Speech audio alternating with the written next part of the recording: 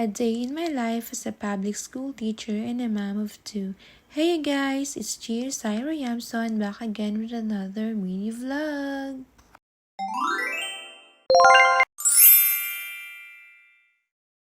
Hello everyone, have a nice day.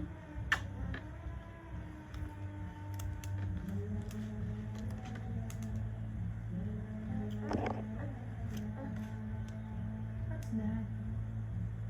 Nasusulat ikaw?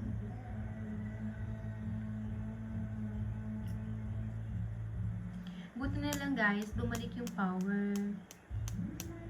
Kasi kung hindi ako matatapos sa ginagawa ko.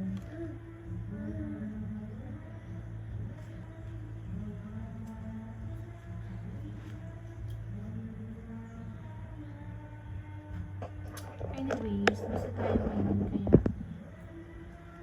nagdanani pa tayo. May ginagawa pa tayo.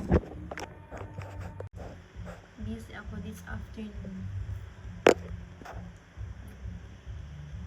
Hala. Hi guys! Nabala ko na naman si Ma'am G.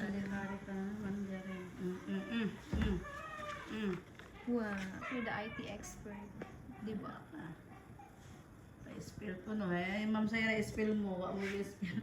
I don't know the spelling. Hindi Ma'am Syra, Ma'am. Dahil pa mo tayo si Ma'am Syra. Hi guys, inabala ko muna si Ma'am Jean today because kailangan namin ng aming school paper for tomorrow's event.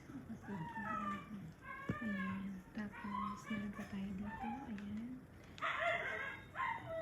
And then, ano pa nga yun ang kailangan namin? Hindi na ba yung ano? Hindi ka magsambat ah. Hindi. Parang nilagay ko sa ilalim. Hi! Oo, yan pala ka.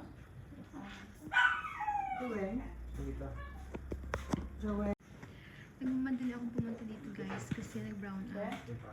So, pa nag-brown out ulit. Naku, mahirapan ako. Bukas ng umaga. Sinis ko lang ang akin. Ng ano. Kain naman siya ng sabi na sa 5-5 tumutan ah. So, lalim na talaga siya. Hindi pwedeng ano. Mas malikit. Ano siya, straight para katara bukong siya. Basta ikaw, nanginginig. Okay, ba't kung matikit ko pati ni registration kasi dahil nga eh. Alam mo yun, si Ma'am Jean ay ano yan, Girl Scout. At naghihanda. Ito talaga yung sinadya ko dito guys. Kasi kailangan namin ito guys. Para bukas. Ayan. Put na lang si May Ma'am nasa Jean. hoto na sa eskwelahan ang pambuho. Bye-bye Ma'am Jean. Thank you.